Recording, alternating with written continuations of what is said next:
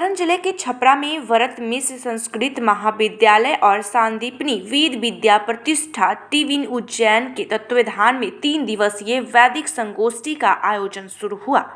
आयोजन के प्रथम सत्र में चारों वेद के मंगलाचरण हिमांशु उपाध्याय, अजीत कुमार मिश्रा और उज्ज्वल ओझा द्वारा किया गया।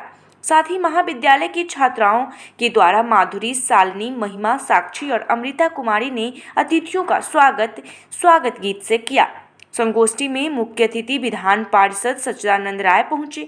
कामेश्वर सिंह संस्कृत विद्यालय के कुलपति शशिनाथ झा, प्रति कुलपति सिद्धार्थ शंकर, संपूर्णानंद संस्कृत विश्वविद्यालय के दिव्य चेतन ब्रह्मचारी व्याकरण शाखा के विभाग प्रमुख दयानाथ झा को अंग वस्त्र देकर सम्मानित किया गया। संगोष्ठी में महाविद्यालय की कुल गीत का लोकार्पण आगत अतिथियों द्वारा किया गया। संगोष्ठी के उद्घाटन सत्र को संबोधित करते हुए मुख्य अतिथि विधान पार्षद इंजीनियर सच्चिदानंद राय ने कहा कि यह मेरा सौभाग्य है कि मैं आज वैदिक संगोष्ठी में आप सभी के बीच उपस्थित हूँ। वेद सनातन धर्म की जननी है और मनुष्य का सारा जीवन वेद से ही संचालित होता है। उन्होंने कहा कि महाविद्यालय परिवार द्वारा इस पुनीत कार्य के लिए बहुत बहुत बधाई। उन्होंने कहा कि महाविद्यालय के विकास के लिए जो भी कुछ सहयोग होगा मेरे द्वारा किया जाएगा। कुलपति शशिनाथ झा ने कहा कि हम सब वेदों की उपज हैं। वेद लौकिक और परलौकिक दोनों के लिए है। वेद से मनुष्य का समग्र विकास होता है। उन्होंने व्याकरण के महत्व को बताते हुए कहा कि आज विद्यार्थी व्याकरण और अमरकोश और ग्रंथों से विमुख हो रहे हैं। छात्र को व्याकरण पढ़ने की जरूरत है क्योंकि वेद को जानने के लिए व्याकरण को जानना जरूरी है। अतिथि दयानाथ झा ने उद्घाटन सत्र को संबोधित करते हुए कहा कि वेद में धर्म और ज्ञान दोनों समाहित है और ये सब वेद से ही उत्पन्न होता है। वेद सनातन धर्म की चक्षु है। पतंजलि ने कहा कि ब्राह्मण वर्ण को बिना फल की चिंता किए वेद का अध्ययन करना चाहिए। उन्होंने बताया कि यज्ञ करने के लिए ज्योतिष की जानकारी होनी चाहिए। दिव्य चेतन ब्रह्मचारी ने कहा कि वेद सभी पुराणों और मीमांसाओं की जननी है। वेद के बिना मानव जीवन की कल्पना नहीं की जा सकती, इसलिए वेदों का बहुत ज्ञान जरूरी है। प्रथम सत्र का धन्यवाद ज्ञापित करते हुए सुधांशु शर्मा ने आगत अतिथियों का आभार प्रकट किया। बताया कि संस्कृत को पूजन पाठ से ऊपर उठाने की जरूरत है। उन्होंने कहा कि अंग्रेजी बोलने वाले संस्कृत बोलने वालों को हीन दृष्टि से देखते हैं। वेद ने विज्ञान, चिकित्सा, कृषि और योग का ज्ञान दिया। आज उसे संवारने की जरूरत है। वेद में ढूंढने की जरूरत है। वेद के अमृत को निकालकर लोगों तक पहुंचाने की जरूरत है। अपने आने वाले पीढ़ी को संस्कृत के मूल को बताना होगा।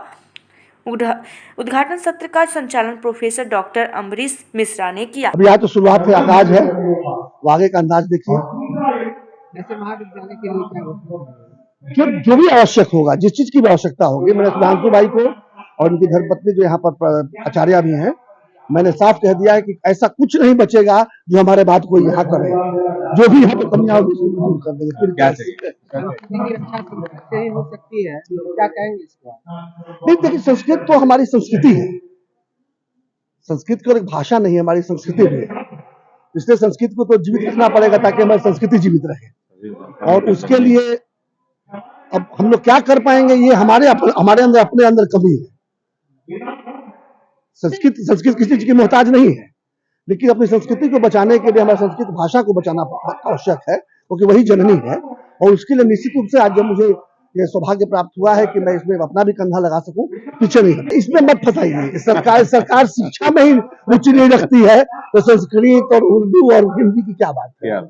वो तो पढ़ाना ही नहीं होंगे। तो चाहते हैं कि जब अयोग्य लोग रहेंगे तभी जब 9वीं फेल को मुख्यमंत्री बना। तो मैं आपके चैनल के माध्यम से आपके जितने भी श्रोता हैं, दर्शक हैं, सबको शुभकामना मैं कामेश्वर सिंह दरभंगा संस्कृत विश्वविद्यालय की तरफ से देता हूं और आपको भी शुभ आशीष देता हूं।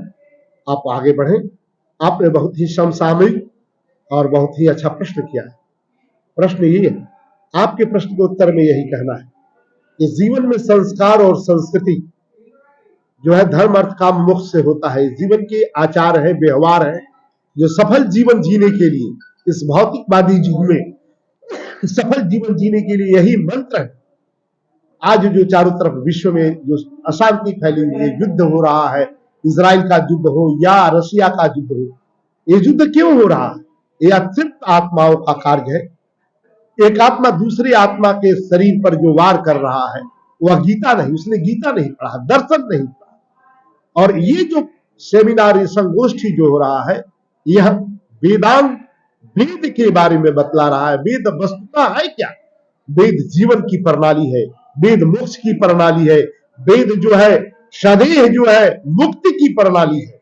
इसलिए यह समसामयिक है। लोगों में आचार हो, व्यवहार हो, सद्भाव हो, विश्व बंधुत्व की भावना हो, इसलिए भी हम वेद पढ़े। और ये संगोष्ठी से इसकी संख्या क्यों घट रही है, इसका प्रचार क्यों नहीं हो रहा है? तो इसमें रोजगार की जो संभावनाएं घटती गई, ये इसका प्रमुख कारण रहा। दूसरा कारण यह रहा कि हमने संस्कृत को अन्य भाषाओं के तुलना में इसको प्रतियोगी नहीं बनाया। अंग्रेजी है, उर्दू है, मैथिली है, हिंदी है, सारी भाषाएं तो भाषाएं तो है। यह जो सामान्य जो भाषाएं हैं ये व्यवहार में, और हमारी जो संस्कृत की भाषा है व्यवहार से थोड़ी सी हट गई, लेकिन इसके ज्ञान अभी भी व्यवहारिक है।